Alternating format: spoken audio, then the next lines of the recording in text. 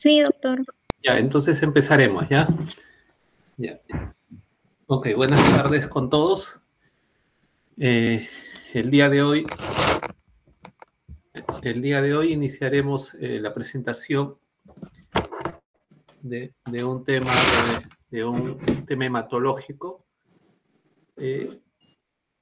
relativamente frecuente. Se da entre 4 por cada 100.000 habitantes, de acuerdo a las diferentes estadísticas. ¿Ok? Que es la trombocitopenia inmune, también conocida como PTI. Antiguamente se conocía como PTI, como púrpura trombocitopénica inmune, actualmente trombocitopenia inmune, que es primaria o secundaria, que lo vamos a ir viendo. Un poco para introducirnos en este tema, ¿dónde se forman las plaquetas? Estas van a ser formadas por un stem cell, que son, perdón, voy a poner el puntero.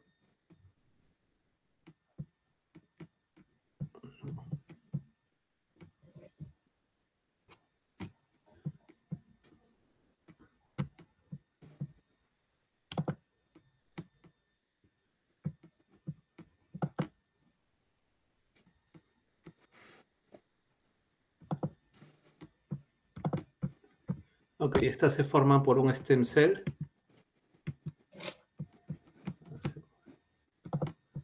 Se inician en un stem cell. Luego de esas van a ser progenitores linfoides o progenitores mieloides. En el progenitor mieloide es el que va a formar los megacariocitos y van a formar los trombocitos o plaquetas. Entonces, desde un inicio, en la médula ósea, las células más inmaduras van a dar origen a todas las demás células que van a circular en la sangre, desde los leucocitos, pasando por todos sus diferenciados, neutrófilos, eosinófilos, basófilos, los linfocitos, los hematíes y las plaquetas. Uno de esos brazos va a formar los megacariocitos y estos van a formar las plaquetas o trombocitos. Diariamente se forman billones de plaquetas. Es el componente corpuscular más pequeño. Estos megacariocitos van a formar estas plaquetas, que acá se observa estructuralmente sus partes. Tiene una membrana, tiene unas glicoproteínas, que sobre esas glicoproteínas son las que van a producir su adhesión o hacia la lesión endotelial o la agregación plaquetaria. También estas plaquetas tienen función de hemostasia, tienen función de angiogénesis y tienen diversas funciones de acuerdo a todos estos gránulos que están dentro de las plaquetas. Son fragmentos.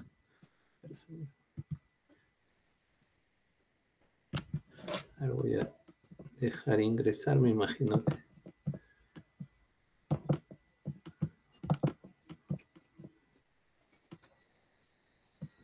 Ok, son fragmentos celulares.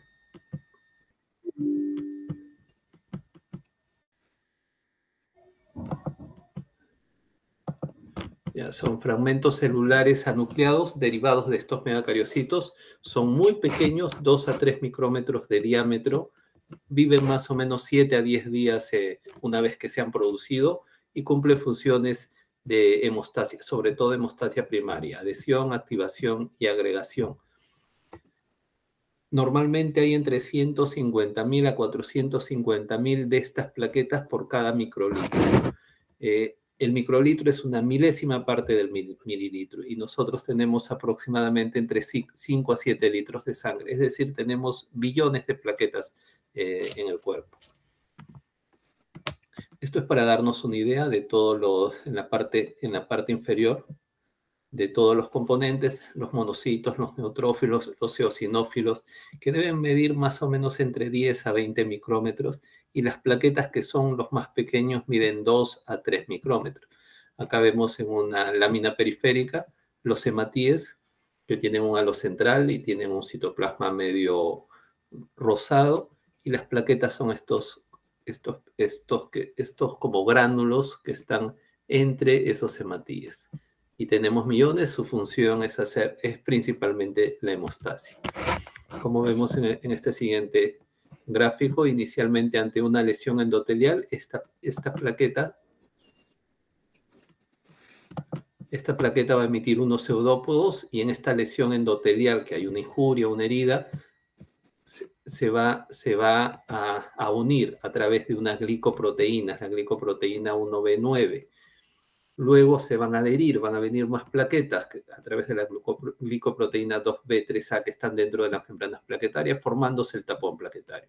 Entonces, lo que quiero acá que vean es que unas plaquetas se van a adherir, luego se agregan con los factores de coagulación, van a formar el tapón plaquetario. La hemostasia primaria, que es la que inicialmente ocurre cuando hay una lesión, ingresan las plaquetas. Entrando a la definición de PTI, para dejar entrar.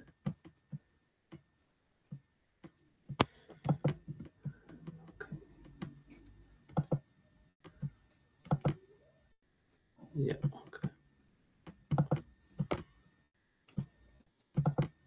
Ya, la definición es de un PTI o de un TPI por trombocitopenia inmune. Es una plaquetopenia aislada por un mecanismo inmune que nos va a llevar usualmente a un sangrado mucocutáneo o un trastorno de la hemostasia primaria. La hemostasia primaria usualmente se da con sangrado mucocutáneo.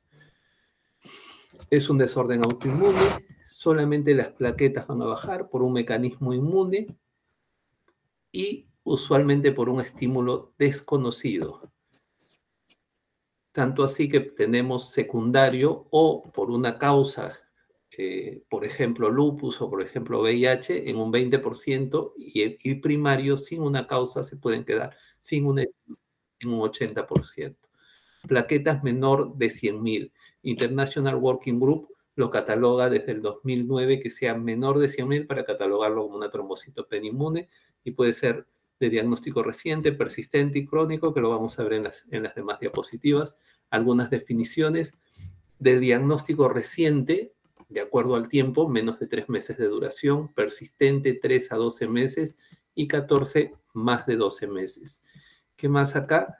Hay una respuesta si las plaquetas luego con el tratamiento suben por encima de 100.000 y solo hay una respuesta si llegan por encima de 30.000. El objetivo es más de 30.000 para que el paciente no tenga ningún tipo de sangrado.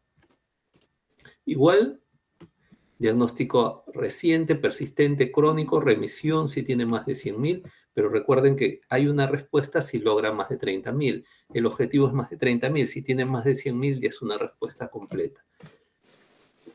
Ok, este gráfico para ver el motivo de la definición.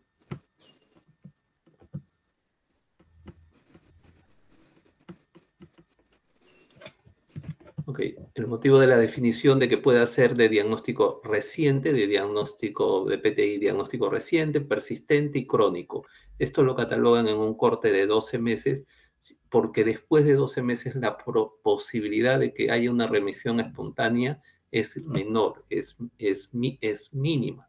Cuando recién aparece entre los 0 a 3 meses puede haber una remisión espontánea. Conforme pasa el tiempo, la posibilidad de remitir es peor, es más bajo. Entonces, tanto así que después de 12 meses ya la remisión espontánea, las posibilidades son mínimas, del 3 al 15%. Tanto así que recién a partir de 12 meses la mayoría de guías recomiendan la esplenetomía en un paciente con plaquetopenia refractaria.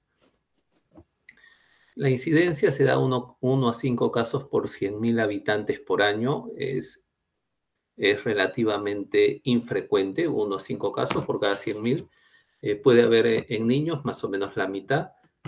La mediana en los niños es 5 años y usualmente es luego de una infección.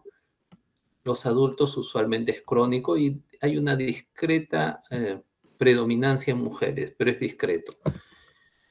Esto se realizó un estudio en Francia de más o menos 1.000 pacientes, los cuales hubo una incidencia de 2.9 por 100.000 habitantes por año, el 18% fue secundario y la trombocitopenia severa fue rara, menos del 1%. La trombocitopenia de sangrado interno, tanto del sistema nervioso central o gastrointestinal, menos del 1%. La incidencia en la adolescencia hasta los 14 años ligeramente predominan en varones y luego de los 15 años aumenta un poco en mujeres, pero es relativo y es casi parejo. En la fisiopatología tenemos que al momento desconocido se tiene algunos predisposición genética, un carácter genético, se cree que hay un evento desencadenante que es desconocido y hay una alteración del sistema inmune. O sea, nacen con alguna predisposición genética, hay un evento desencadenante, usualmente es un proceso infeccioso o viral, y va a alterar todo el sistema inmune donde las plaquetas van a ser destruidas por el propio sistema retículo endotelial, por el propio sistema de defensa. Va a haber un desbalance incrementándose la activación inmune como si estuviera todo en un proceso inflamatorio, incrementándose los linfocitos T helper y disminuyendo los linfocitos T reguladores. Hay una pérdida de la tolerancia inmune. En la patología publicada en el New England en el 2002, cómo se produce esta destrucción plaquetaria. Inicialmente estos autoanticuerpos, que son producidos por las células plasmáticas o por los linfocitos B, se van a unir a la membrana de las plaquetas, específicamente a la glicoproteína 1B9, 2B3A. Luego estas plaquetas van a circular en la sangre y van a ser captadas por los macrófagos que los van a fagocitar y que van a presentar, van a comportarse como unas células presentadoras de antígeno a los linfocitos T. Estos linfocitos T con los T helper van a avisar a los linfocitos B a que produzca mayor cantidad de anticuerpos, produciéndose una retroalimentación positiva donde un círculo vicioso que no va a acabar produciendo mayor cantidad de anticuerpos para la destrucción de estas plaquetas. Entonces, esto es por un mecanismo humoral a través de los linfocitos B en el 2002. Ahora voy a dejar entrar, creo que está.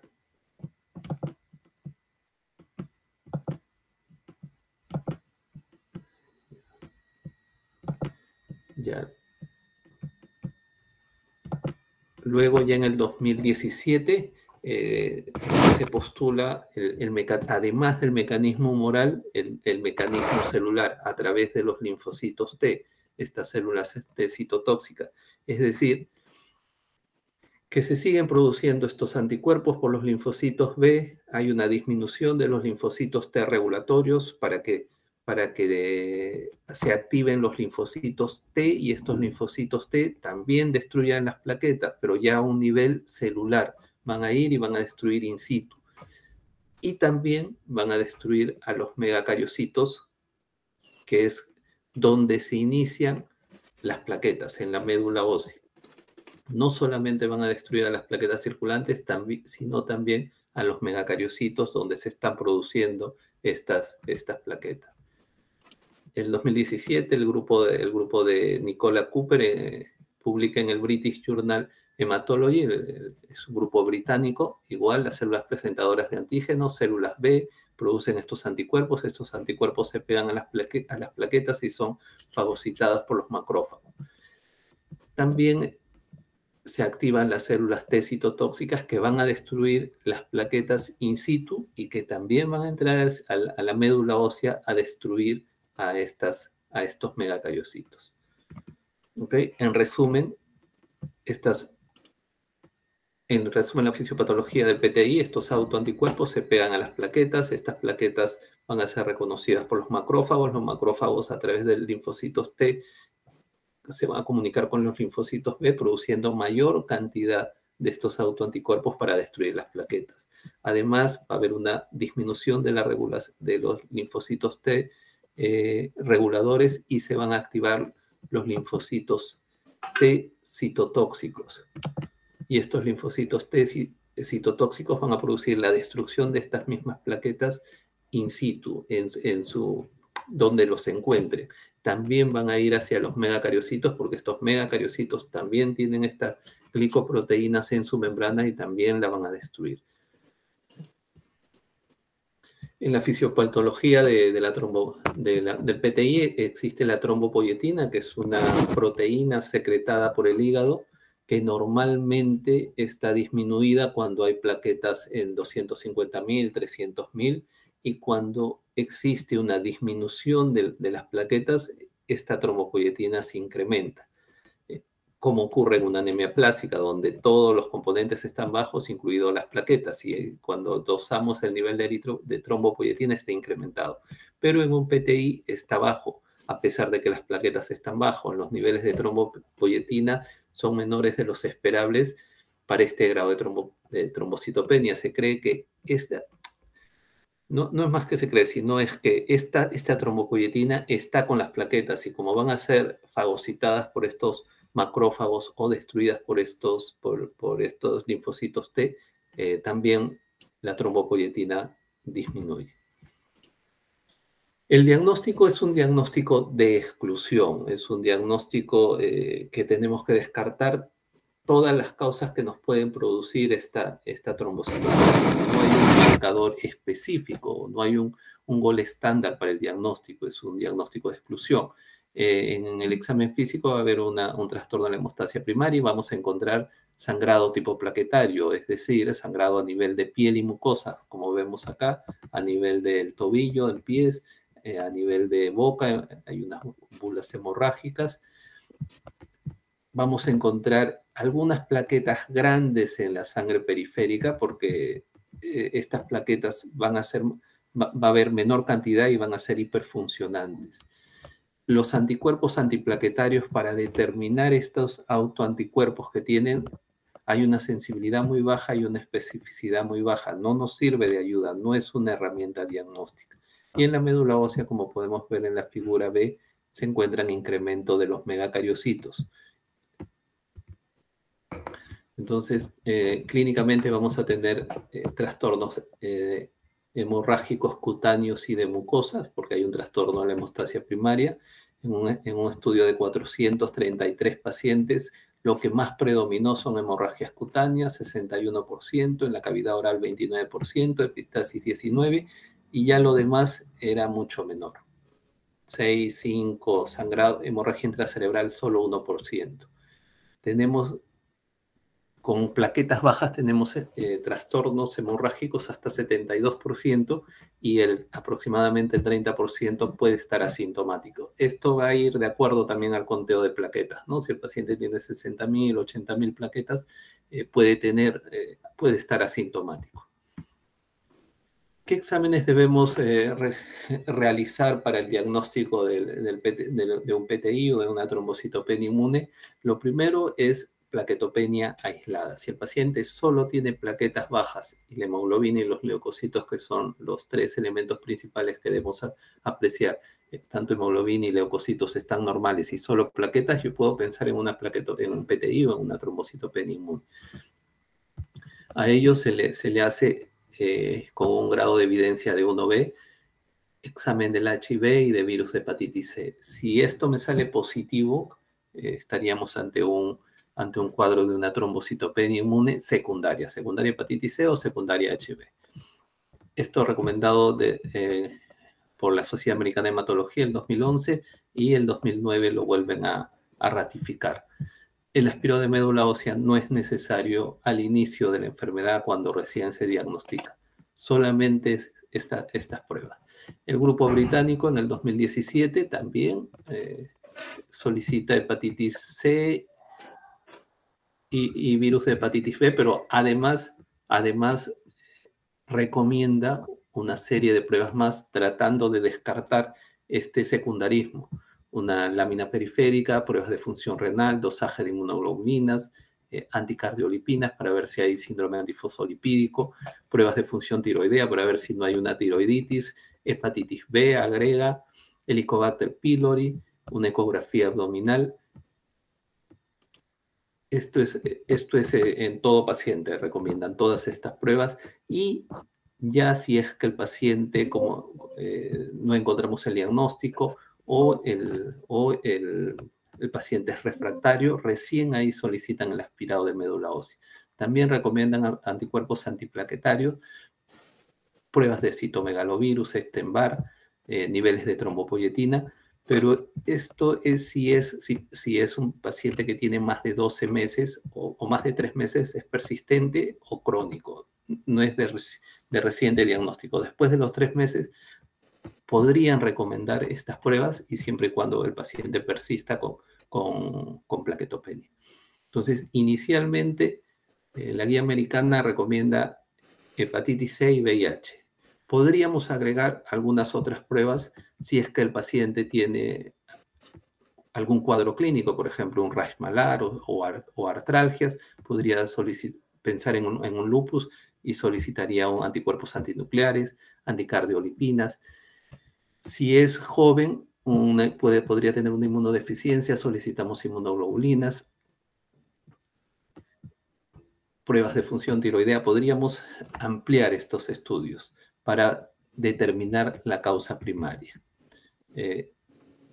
Dentro de las causas de trombocitopenia, como vemos, se encuentran una variedad de etiologías que nos pueden producir plaquetopenias,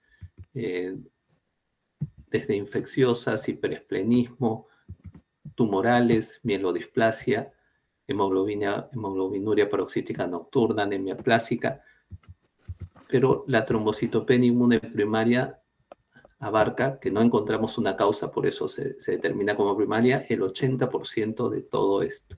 Lo demás, haciendo estudios complementarios, indagando más, podemos llegar hasta un 20%. Como lo vemos acá, en este estudio se vio que el 80% era primario, que no tenía una causa específica, y el 20% teníamos una etiología secundaria. A la cabeza de estas secundarias tenemos al lupus eritematoso sistémico, al síndrome antifosfolipídico, leucemia linfática crónica, inmunodeficiencia variable común, síndrome de Evans, síndrome antifosfolipídico, HIV, hepatitis C, Helicobacter pylori y todas estas series de secundarismos. Entonces deberíamos buscar todas estas. De todas maneras, se debe hacer VIH y hepatitis C, y lo demás es de acuerdo a la clínica del paciente. Si el paciente no tiene clínica y está estable, podríamos hacer solo esas dos pruebas. Y entrando en lo que es tratamiento, tenemos dos pilares para poder atacar esta plaquetopenia, ¿no? Donde atacamos primero para disminuir esta destrucción primaria al sistema macrófago, a los linfocitos B y a los linfocitos T. ¿Cómo llegamos ahí? En una disminución de la depuración plaquetaria por el sistema retículo endotelial? Los corticoides de prednisona, dexametasona, van a inhibir a los macrófagos para que ya no destruyan estas plaquetas. También puede ser inmunoglobulinas, puede ser una esplenectomía, ya que en el vaso hay mayor destrucción de estas plaquetas, inhibición de producción de anticuerpos, sobre todo para que no se produzca estos anticuerpos. Corticoides, rituximab es un anticuerpo anti-CD20 que va a disminuir a estos linfocitos B para que no se produzca. Micofenolato, azatioprina, que va a actuar sobre los linfocitos T, reduciendo su producción y para que estos linfocitos T no destruyan a las plaquetas. Y el otro mecanismo es incrementando la producción de las plaquetas en los megacariocitos. ¿Dónde se produce? ¿Dónde están produciéndose continuamente estas plaquetas? A estos son los agonistas receptores de trombopoyetina, romiplastin, el trombopac, avatrombopac, que son drogas recientemente aprobadas, tendrá por lo menos unos 10 años por la FDA y por la EMA, los cuales, cuando hay una refractariedad, dan respuestas hasta del 70-80%. Este es un algoritmo para recordar a quién debemos tratar cuando es un diagnóstico reciente, un PTI de diagnóstico reciente, menos de 3 meses, debut. Si tiene menos de 30.000 o hay síntomas de sangrado, tenemos que dar tratamiento. ¿Cuál es el tratamiento? Primera línea actualmente a nivel de primer mundo es glucocorticoides, que es dexametasona o prednisona. Si tiene más de 30.000 y no hay síntomas sanguíneos, solo es observar. Tengo un rango amplio desde 30.000 hasta 90.000, hasta 100.000, donde solo los puedo observar si no hay sangrado. Luego de dar la primera línea de corticoides, si persisten con plaquetas bajas y no hay sangrado, paso a la segunda línea, que son 3 brazos: esplenetomía, rituximab, que es un anticuerpo anti-CD20 que va a disminuir los linfocitos B, o los agonistas de receptor de trombopoyetina. Si tiene más de 20.000, 30.000, no hay síntomas de sangrado, solo observamos. Luego de dar estos, cualquiera de estos persiste con plaquetas bajas, combino, o sea, si inicialmente hice esplenetomía, luego doy el rituximab. Si inicialmente di rituximab, puedo dar agonistas o puedo dar esplenetomía y puedo ir dando estos para controlar las plaquetas, como vemos, objetivo mayor de 30.000. ¿Qué nos dice la guía americana? ¿Con qué debemos empezar? Con corticoides. ¿Cuándo lo debemos utilizar? Cuando las plaquetas están menos de 30.000. ¿Okay? No con 40.000, 50.000, menos de 30.000, o si hay síntomas de sangrado. Es diferente tener un paciente con 50.000 que está sangrando, que también podríamos iniciar el corticoide.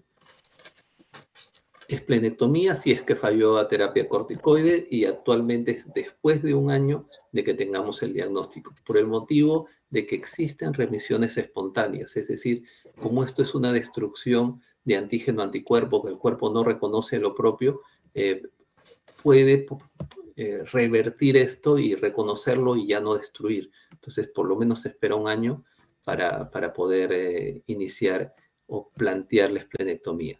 Los agonistas de trombopoyetina tienen buenos resultados y con esto se pueden controlar hasta un 80% de los pacientes. Y una vez que se inicia, a las 2 semanas mejoran las plaquetas. Hay un 80%, por eso cada vez más pacientes reciben agonistas de trombopoyetina.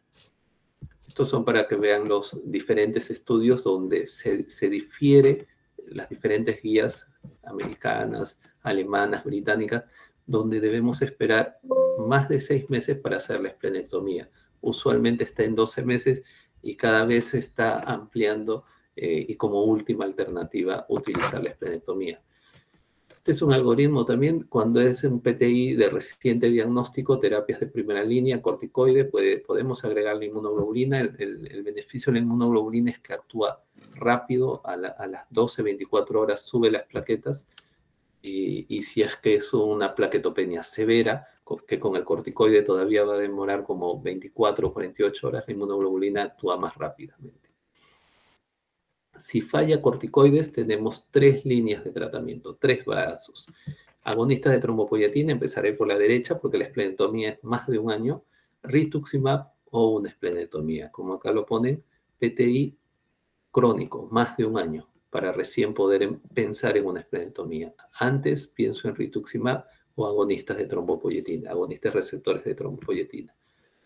Un poco para ver los mecanismos, en qué momento actúan. Miren la inmunoglobulina de 1 a 3 días. El corticoide que usamos, la dexametasona, puede iniciar su respuesta entre 2 a 14 días, la prednisona 4 a 14 días, los agonistas de trombopoyetina como romiplastin y el trombopac en 1 a 2 semanas. Son buenos, pero demoran todavía 1 a 2 semanas en actuar. Existen también vinblastina, danasola, satioprina, pero los tiempos son mayores para que empiecen a actuar. ¿Cómo actúa el trombopac? A nivel del megacariocito, desde donde se están produciendo todas las plaquetas, van a estimular para que estos megacariocitas produzcan mayor cantidad de plaquetas. Tienen unos receptores, el trombopac se une en la parte de la membrana celular, activa el JAK-STAT, activa el llanosquinasa, esto va a dar unas señales y va a producir mayor cantidad de plaquetas. Agonista de receptor de trombopoyetina, es administrado por vía oral, aprobado por la FDA en 2008 y por la Asociación Europea el 2010. Conclusiones: es un desorden autoinmune, es un desorden inmune, tiene 3 subtipos: diagnóstico reciente, hasta 3 meses, persistente hasta 12 meses y crónico más de 12 meses. Debido a que hasta persistente puede haber una remisión espontánea. Cuando el paciente ya llega a la cronicidad, es poco probable, es menor el porcentaje de que ocurra una remisión espontánea. La fisiología de esta trombocitopenia son anticuerpos, autoanticuerpos, antiglicoproteínas 2B, 3A, 1B9. Son las glicoproteínas que están en las membranas de las plaquetas. Y esto es producido por los linfocitos B que producen estos autoanticuerpos. Y los linfocitos T van a producir una destrucción celular. El diagnóstico es de exclusión. Tiene que haber una plaquetopenia aislada, menos de 100.000 por microlitro, solo plaquetopenia. Un sangrado mucocutáneo, usualmente más del 70-80% hacen solo sangrado mucocutáneo y debemos de excluir en el primer tamizaje de exámenes VIH, hepatitis C y anticuerpos antinucleares porque llega hasta 5% de lupus como causa secundaria. Primera línea sigue siendo corticoide, que puede ser dexametasona, 40 miligramos por 4 días endovenoso o prednisona, 1 miligramo por kilo por día. La segunda línea tenemos 3 brazos importantes, los agonistas de trombopoyetina como primera opción, el rituximab segunda opción y la esplenectomía como última opción. Parece que esa es la última. Ok. Si tuvieran preguntas...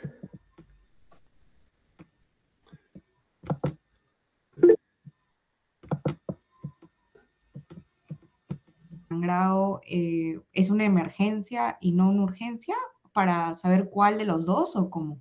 Ok, sí, es muy buena pregunta, muy buena pregunta. La pregunta sería, ¿cuándo utilizo inmunoglobulina? ¿No? Entonces, a ver, si un paciente viene con 25.000 plaquetas y solo tiene múltiples equimosis, por ahí uno que otro hematoma y una epistaxis leve, y solo plaquetas 25.000, hemoglobina está en 13, 14, solamente empiezo con corticoide. Eso me va a demorar en actuar entre 2 a 5 días para que suba las plaquetas. Si un paciente, eso ahí sería solo corticoides. Si un paciente viene igual con 25.000 y viene sangrando vaginalmente, sangrando por el recto, con una hemoglobina en 8 por el sangrado, viene descompensado, ese paciente le tenemos que dar corticoide, ya endovenoso, dexametasona yo le daría, o metilprednisolona, inmunoglobulina porque actúa más rápido e incluso le transfundiría plaquetas. La inmunoglobulina es un medicamento relativamente caro, más o menos la dosis es 1 gramo por kilo. Paciente promedio debe pesar 60, 70 kilos. Viene cada ampolla de 5 gramos, cada ampolla está como 1.000 soles. Más o menos para un día son como 12.000 soles. No lo tenemos tampoco a la mano en las emergencias muchas veces. Hablo de salud o MINSA. Igual para un paciente pagar tanto tampoco es muy, muy conveniente.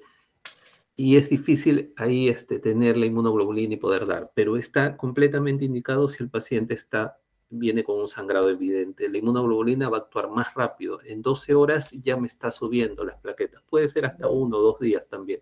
Y obviamente que la transfusión de plaquetas es lo más rápido. La transfusión es a los minutos. Le estoy transfundiendo y ya le está subiendo las plaquetas. O sea, definitivamente si hay un sangrado, lo primero es transfundir. En cualquier emergencia van a transfundir plaquetas. Usualmente en cualquier emergencia ya están poniendo corticoides. Los médicos internistas, los de UCI o los de emergenciólogos ya están poniendo corticoides. Y la inmunoglobulina, si es que hay un sangrado activo, si es que hay un sangrado intracerebral o un sangrado gastrointestinal, deberíamos darle, deberíamos administrarle. El problema es los costos, el problema es si lo tenemos a la mano. Hay varios aristas que nos podrían decir si le damos o no. Pero si el paciente viene estable con una hemoglobina 12, plaquetas aún así 10.000, pero está tranquilo, solo le empezaría corticoide. Incluso ni le transfundiría plaquetas. Ok, no sé si pude responder tu pregunta, pero básicamente sin inmunoglobulina si hay sangrado amenazante para la vida. Y ahí sí tendría que ponerle. O si hay un inminente, que va a haber un inminente sangrado en pocas horas. A veces uno puede decir, pero ¿y cómo sé que en 2 horas va a ser un sangrado intracerebral? Es difícil también, ¿no? Pero si viene con 1000 plaquetas, viene con cefalea, ahí sí también el dolor de cabeza, 1000 plaquetas, un paciente mayor, le pongo inmunoglobulina, obviamente que le transfundo plaquetas y corticoides también. Sí, doctor, está